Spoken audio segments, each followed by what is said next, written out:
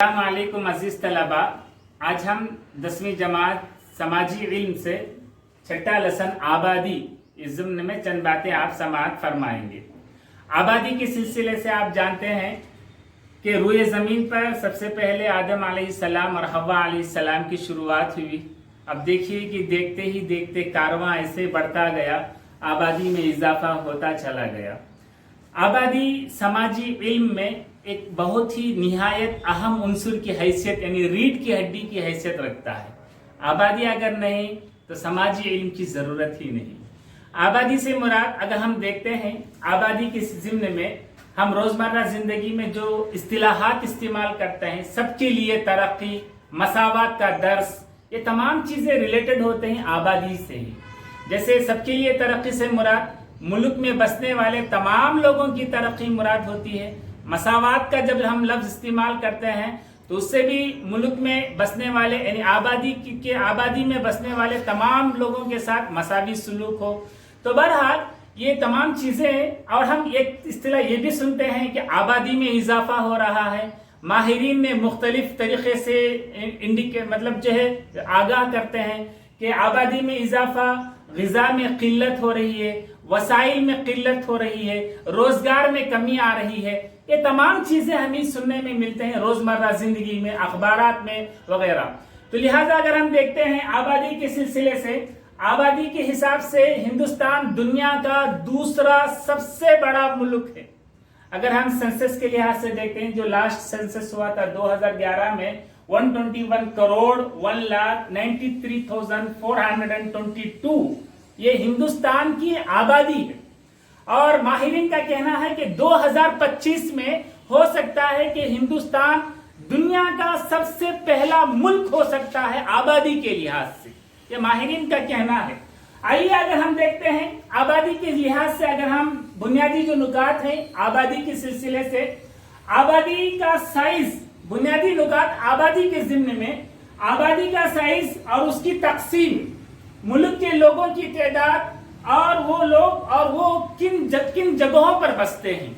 और एक दूसरा यह है कि आबादी का फरोग और आबादी में तब्दीली का अमल, वक्त के लिहाज से जिस तरह से चेंजेस आता है तो उसको जानना, वक्त के गुजरने के साथ साथ जिस तरह से तब्दीलियां अमल में आते हैं उसको जानना।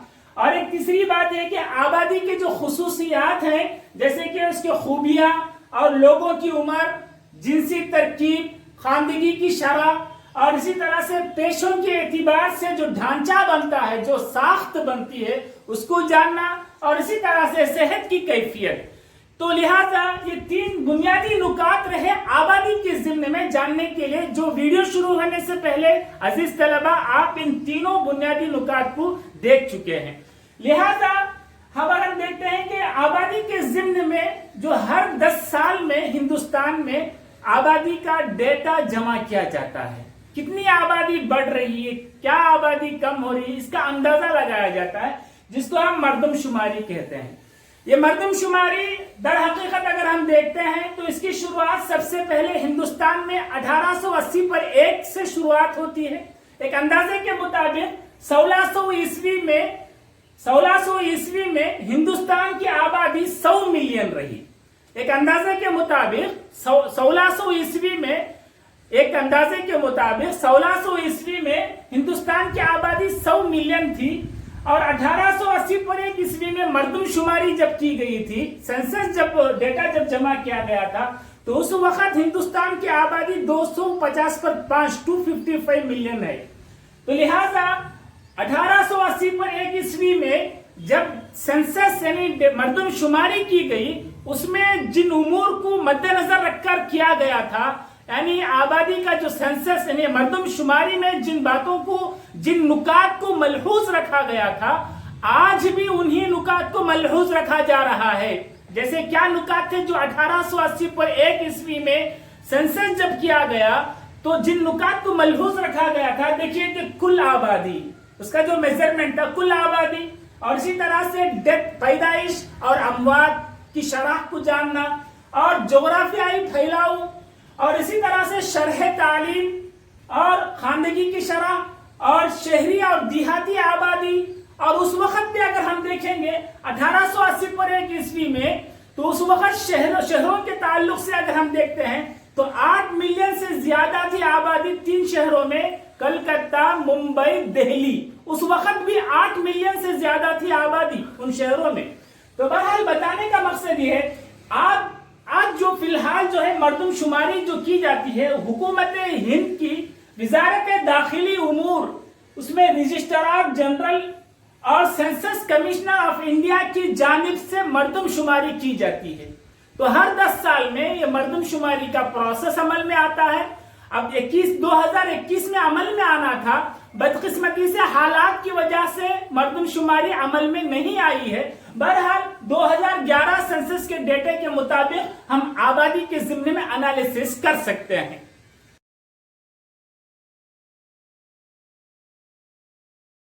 آبادی میں ابھی ہم سن رہے تھے مردم شماری.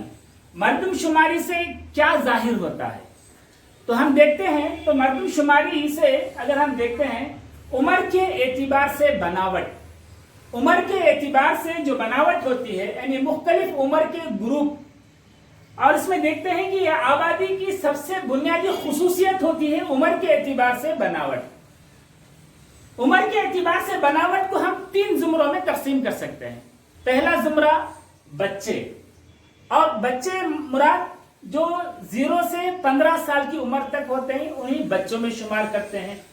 اور یہ آبادی میں تقریباً 34.4% ہے 2011 سینسس کے مطابق. اور اسی طرح سے اگر ہم دیکھتے ہیں دوسرا حصہ کام کرنے والے افراد، کام کرنے والے افراد جو 15 سے 50 پر 9 یعنی 59 ایج، یعنی 15 سے 50 پر 9 سال کے درمیان کے. اور یہ ہندوستان کی آبادی میں تقریباً 58.7% ہے. اور جو تیسرا جو کیٹیگری ہے 3 زمرے میں، جو آخری زمرہ معمر افراد، ایجڈ کینڈیڈیٹ ہے، بوڑھا معمر افراد، یعنی جو 50 پر 9 سال سے زائد ہو، 59 ایئر سے زائد رہتے ہیں. یعنی یہ ہندوستان کی 2011 سینسس کے مطابق 6.9% جو ہے معمر افراد ہندوستان میں موجود ہیں. دیکھیے کام کرنے والے افراد، اس میں یہ جو اسٹرکچر ہے یہ مرد و خواتین کے مل کر ہے، مرد و خواتین کے حساب سے ہے، دونوں کو ملا کر ہے یہ جو اسٹرکچر جو بنایا گیا ہے. تو اس میں اگر ہم دیکھتے ہیں کام کرنے والے افراد کا بہت زیادہ اہم رول ہوتا ہے. جیسے اگر ہم دیکھتے ہیں کام کرنے والے افراد کو اگر ہم لے کر سپریٹ سے اگر ہم جاننا چاہیں گے تو اس میں دیکھیے کہ 4 حصے ہوتے ہیں کام کرنے والی آبادی. اور یہاں آپ سمجھنا ہے بچے جو ہوتے ہیں وہ ماں باپ پر ڈیپینڈ ہوتے ہیں، یعنی دوسروں کے پر وہ خود سے جو ہے پرورش نہیں پا سکتے، دوسرے ان کی دیکھ بھال کرنا پڑتا ہے، کھانا پینا ہو. تو بچوں کا ڈیپینڈ ہوتا ہے کام کرنے والے افراد پر. اور جو معمر افراد ہوتے ہیں، جو بوڑھے ہو جاتے ہیں، وہ بھی ڈیپینڈ کرتے ہیں کام کرنے والے افراد پر ہی. اور جو معمر افراد ہیں جیسے کہ وظیفہ یاب ہو جاتے ہیں اور صحت تھوڑا ان کی خراب ہو جاتی ہے آگے چل کر جو عمر کے ڈھلنے کے لحاظ سے، تو حکومت بھی کیا کرتی ہے کہ عمر میں معمر افراد کو جو ہے، بوڑھے لوگوں کو جو ہے وظیفہ دیتی ہے، پنشن کا نظام دیتی، پنشن سسٹم جو ہے وظیفہ بھی انہیں مہیا کرتی ہے اور طبی سہولیات بھی انہیں فراہم کرتی ہے. تو بہرحال تو یہ کام کرنے والے افراد پر ڈیپینڈ رہتے ہیں بچے اور معمر افراد. یہ پہلا جو کیٹیگری اور تیسرا کیٹیگری ڈیپینڈ ہوتا ہے کام کرنے والے افراد پر. تو کام کرنے والے افراد کو اگر ہم دیکھیں گے آپ کیٹیگری کر کے کہ ہم دیکھتے ہیں کہ کام کرنے والے آبادی، یہ بھی دیکھیے کام کرنے والے آبادی میں بھی چند لوگ پورا سال کام کرتے ہیں، چند لوگ سال کا کچھ حصہ کام کرتے ہیں، اور چند لوگ جو ہے روزگار اور کام کی دستیابی پر منحصر ہوتا ہے. کام ملا تو کام کر لیتے ہیں، اگر کام نہیں ملا تو چھوڑ دیتے ہیں. تو بہرحال حالات کے لحاظ سے منحصر ہوتا ہے. اگر ہم دیکھتے ہیں تو کاشتکار، کام کرنے والی آبادی کے لحاظ سے اگر ہم انالیسس کرتے ہیں تو پہلا حصہ ہے کاشتکار جو 25% ہوتا ہے، 25% کاشتکار میں. اور یہ کاشتکار یعنی ذاتی زمین یا کرائے کی زمین پر کاشتکاری کرتے ہیں. ایک دوسرا حصہ زرعی مزدور جو 30% ہے.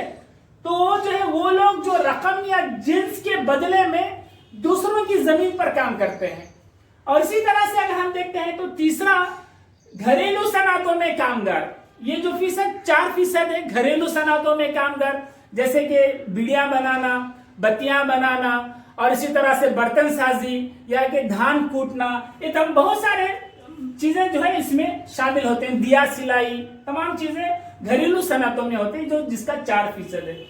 اور اگر ہم اس میں اگر جملہ کرتے ہیں تو 59% ہو گیا، اور آخر میں جب دیکھتے ہیں کہ دیگر کامگار، دوسرے جو کامگار ہوتے ہیں وہ 41% ہوتے ہیں، 40 پر 1%، اور اس میں جو ہے کارخانوں میں کام کرنا، اور اسی طرح سے تجارت کرنا، اور اسی طرح سے جز وقتی کام کرنا وغیرہ، یہ تمام چیزیں جو ہے اس میں شامل ہوتے ہیں۔ تو لہٰذا مردم شماری سے کیا ظاہر ہوتا ہے؟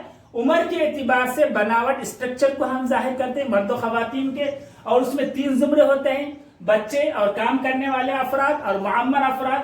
کام کرنے والی آبادی میں اگر ہم دیکھتے ہیں تو 4 حصے ہوتے ہیں: کاشتکار، زرعی مزدور، گھریلو صنعتوں میں کامگار اور دیگر کامگار۔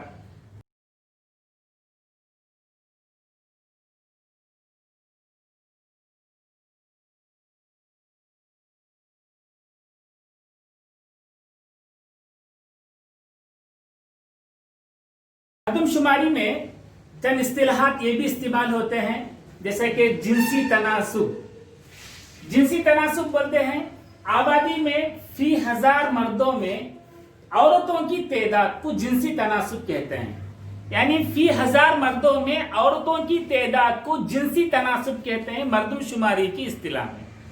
اور یہ جنسی تناسب در حقیقت مساوات کی حد پیمائش کے لیے ایک اہم اشاریہ ہوتا ہے۔ اگر ہم دیکھتے ہیں کہ مرد و خواتین میں جس طرح سے امتیاز ہوتا ہے، سنسس 2011 یا اس سے پہلے کا ڈیٹا اگر ہم دیکھتے ہیں تو کہیں نہ کہیں ہمیں مرد اور خواتین میں امتیازات کو، ہمیں تعصبیت کو، یعنی ڈسکریمنیشن کو ہمیں دیکھنے کو ملتا ہے۔ مثال کے طور پر اگر ہم دیکھتے ہیں ہریانہ کو لیجئے، 2011 سنسس کے مطابق وہاں پر فی 1000 مردوں میں خواتین کی تعداد 870 ہے، اور اسی طرح سے پنجاب میں اگر ہم دیکھتے ہیں فی 1000 مردوں میں خواتین کی تعداد 880 ہے، اور اسی طرح سے آندھرا پردیش میں اگر ہم دیکھتے ہیں تو 970 ہے، الحمدللہ تھوڑا بہتر ہے، اور کیرلا میں مزید بہتر ہے کہ 1000 مردوں کے تناسب میں جو ہے 1040 عورتیں ہیں، خواتین۔ تو بتانے کا مقصد ہے کہ مردوں میں فی 1000 مردوں میں عورتوں کی تعداد کمی کیوں پیش آتی ہے؟ اس کے کئی وجوہات پیش کرتے ہیں ماہرین۔ تو ایک یہ ہے کہ صحیح طور پر امتیاز نہیں کر سکتے، یعنی صحیح طور پر دیکھ بھال نہیں ہوتی ہے خواتین کی، مطلب جو ہے نرینہ اولاد کی، مطلب جو ہے خواتین کی۔ تو اس ضمن میں اگر ہم دیکھتے ہیں تو ان کی صحت کے بارے میں زیادہ غور و فکر نہیں رہتے، جس طرح سے ہم جو ہے بچے کی حفاظت کرتے ہیں، بچی کی اس طرح سے دیکھ بھال نہیں کرتے ہیں، اور اسی طرح سے اس کے تغذیے میں بھی کمی پیشی کرتے ہیں، اور اسی طرح سے ان دونوں کے ساتھ جو ہے بچہ اور بچی میں جو ہے ڈسکریمنیشن کرتے ہیں، پڑھائی میں بھی ڈسکریمنیشن کرتے ہیں۔ تو بہرحال یہ مختلف وجوہات بیان کرتے ہیں، اور آپ تمام جانتے بھی ہیں ان تمام وجوہات کو، یہ کسی سے چھپے ہوئے نہیں ہیں، لہٰذا یہ تمام چیزیں اسلام بھی اس کی اجازت نہیں دیتا ہے۔ آپ جانتے ہیں اسلام نے جس طرح سے جتنا مقام جو ہے مرد حضرات کو اور خواتین کو مساویانہ سلوک برتا ہے اسلام، اور اسلام ڈسکریمنیشن کو، امتیاز کو کبھی پسند نہیں کرتا۔ اسلام مساوات کا درس دیتا ہے، ہمیشہ اسلام کی تعلیمات مساوات پر فٹ ہوتے ہیں، یعنی مساوات کا حکم دیتا ہے۔ دیکھیے قرآن مجید میں بہت سارے آیتیں ہیں، ان المسلمین والمسلمات والمؤمنین والمؤمنات والقانتین والقانتات والصادقین والصادقات والصابرین والصابرات والخاشعین والخاشعات والمتصدقین والمتصدقات والصائمین والصائمات والحافظین فروجهم والحافظات والذاکرین اللہ کثیرا والذاکرات، یعنی پورے یہاں پر تذکرہ کرتا ہے اللہ تبارک و تعالی، مرد حضرات کے ساتھ ساتھ خواتین کو ملا کر تذکرہ کرتا ہے۔ سچ بولنے والے مرد، سچ بولنے والی عورتیں، مومن مرد، مومن عورتیں، تمام کو ملا کر، یعنی مساوات یہاں پر دیکھ سکتے ہیں آپ اسلامی تعلیمات میں۔ تو بہرحال میرے بتانے کا مقصد یہ ہے، یہاں پر جنسی تناسب آبادی میں فی 1000 مردوں میں عورتوں کا تناسب یہ روز بروز گھٹتا جا رہا ہے۔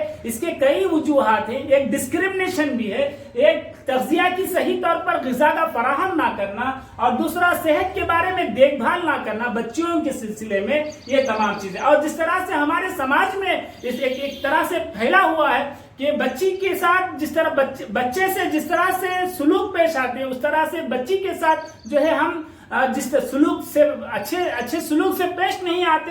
ये जो समाज में जो चीजें आम होते जा रहे हैं, ये डिस्क्रिमिनेशन की वजह से, इम्तियाजात की वजह से ये तमाम चीजें आम होते हैं। तो बहरहाल इन तमाम चीजों से रुकना चाहिए। तो बहरहाल ये देखें कि हरियाणा, पंजाब, आंध्र प्रदेश और केरला, और इसी तरह से एक कॉन्सेप्ट मर्दमशुमारी में हमें देखने में मिलता है, शरह खानदेगी की शरह। और आप जानते हैं कि किसी भी कौम की तरक्की मुजमर है, छुपी हुई है तालीम में। और तालीम से अगर कोई कौम या कि कोई मुल्क अगर तालीम में पीछे रहा तो वो कैसे तरक्की करेगा, कैसे वो डेवलप्ड कंट्री में आएगा, कैसे वो तरक्की याफ्ता ममालिक में शुमार होगा। तो बहरहाल शरह खानदेगी तरक्की याफ्ता ममालिक के लिए बहुत अहम होता है, तरक्की होने के लिए, डेवलप कंट्री के लिए।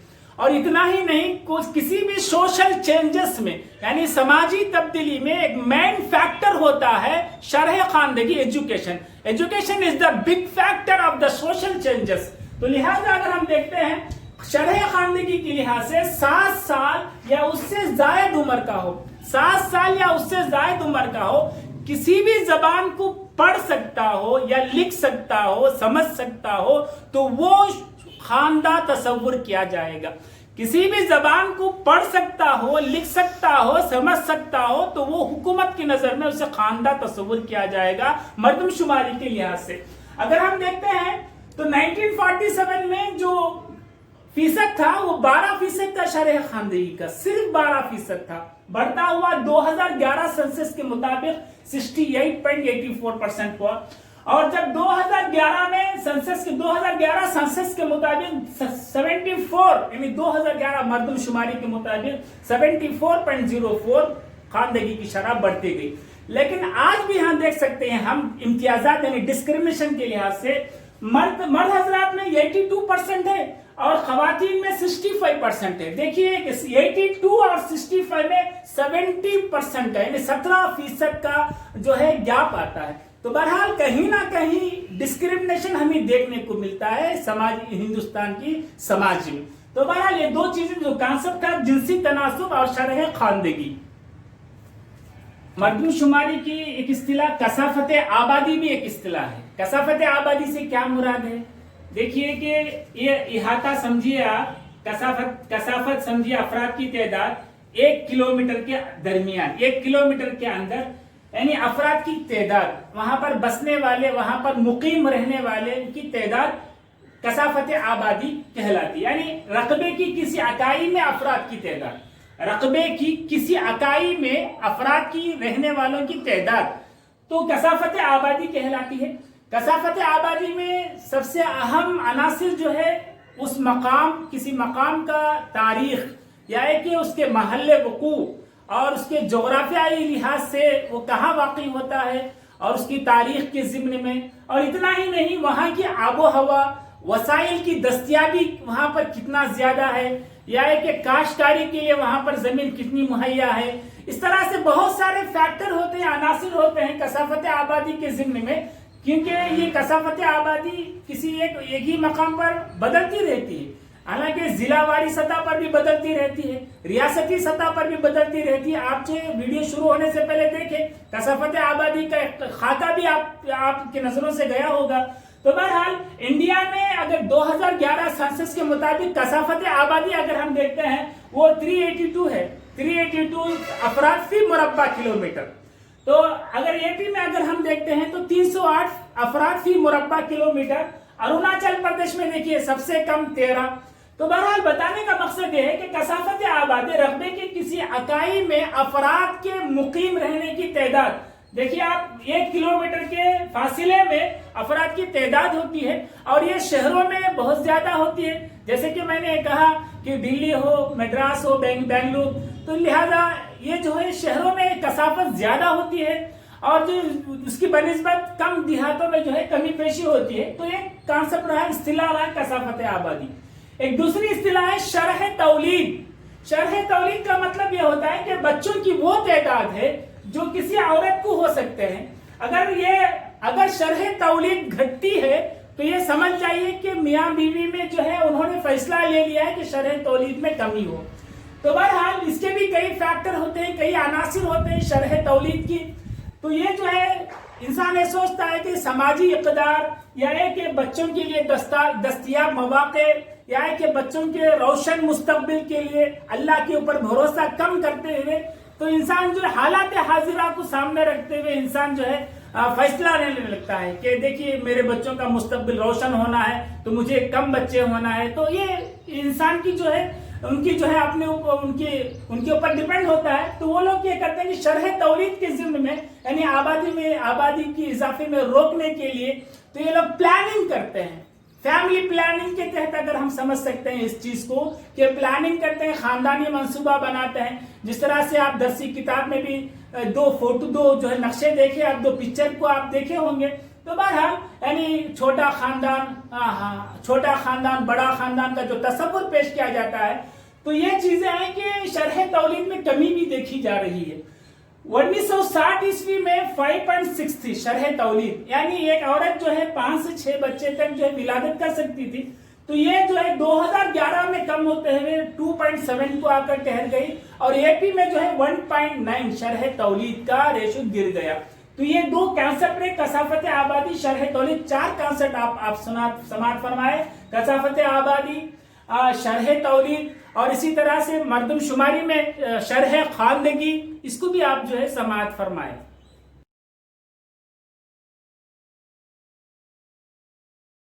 آپ دیکھے ہوں گے کہ آبادی کے سائز میں تبدیلی کیسے ہم اندازہ لگا سکتے ہیں کہ آبادی کے سائز میں تبدیلی ہو رہی ہے. تو آئیے جانیں ہم اس ضمن میں کہ آبادی کے سائز میں تبدیلی سے مراد یہ ہے کہ کسی ملک یا علاقے کے باشندوں کی تعداد میں ایک مخصوص مدت یعنی 10 سال کے عرصے میں ہونے والی تبدیلی کو ہم کہتے ہیں آبادی کی سائز میں تبدیلی. کسی ملک یا علاقے کے باشندوں کی تعداد میں مخصوص مدت یعنی 10 سال کے عرصے میں واقع ہونے والی تبدیلی کو ہم کہتے ہیں آبادی کے سائز میں تبدیلی. آبادی کے سائز سے تبدیلی کے ضمن میں اگر ہم جاننا چاہیں گے تو دراصل 3 اہم امور ہوتے ہیں جس کے باہمی تعامل سے آبادی کی سائز میں تبدیلی واقع ہوتی ہے. کیا امور ہیں؟ پہلی بات پیدائش ہے کہ پیدائش نمبر 1, دوسری بات ہے اموات کا, اور تیسری بات ہے ہجرت. اور ہجرت 2 قسم کی ہوتی ہے. ایک قومی ہجرت ہے جو ملک کی سطح پر کسی علاقے سے دوسرے علاقے پر ہجرت کر لیتے ہیں, اور ایک دوسری ہجرت ہے وہ بین الاقوامی ہجرت. قومی سطح پر ہجرت ہوتی ہے تو اس میں کوئی فرق نہیں پڑتا, البتہ بین الاقوامی ہجرت ہو رہی ہے, انٹرنیشنل میں امیگریشن ہو رہا ہے, بین الاقوامی ہجرت ہو رہی ہے, تب فرق پڑتا ہے. تو دیکھیے کہ اس آبادی کے سائز میں تبدیلی کو ہم پیمانہ لگانے کے لیے 2 چیزیں ہیں, ایک حقیقی تعداد, ایک فیصد کی شکل. ان 2 حساب سے ان 2 نکات سے ہم آبادی کی سائز میں تبدیلی کو ہم ناپ سکتے ہیں. مثال کے طور پر اگر ہم دیکھیں کہ حقیقی تعداد میں دیکھیے کہ ہم بعد کی تاریخ میں آبادی مائنس پہلے کی تاریخ میں آبادی, یعنی ہم ایسا فرض کر سکتے ہیں کہ 2001 میں جو سینسس تھا, سینسس ڈیٹا جو آیا 2001 اور 2011, اگر ہم اس ڈیٹا کو مائنس کرتے ہیں تو حاصل ہونے والا عدد اگر مثبت میں ہے تو ہم یہ سمجھتے ہیں کہ آبادی میں اضافہ ہوا ہے.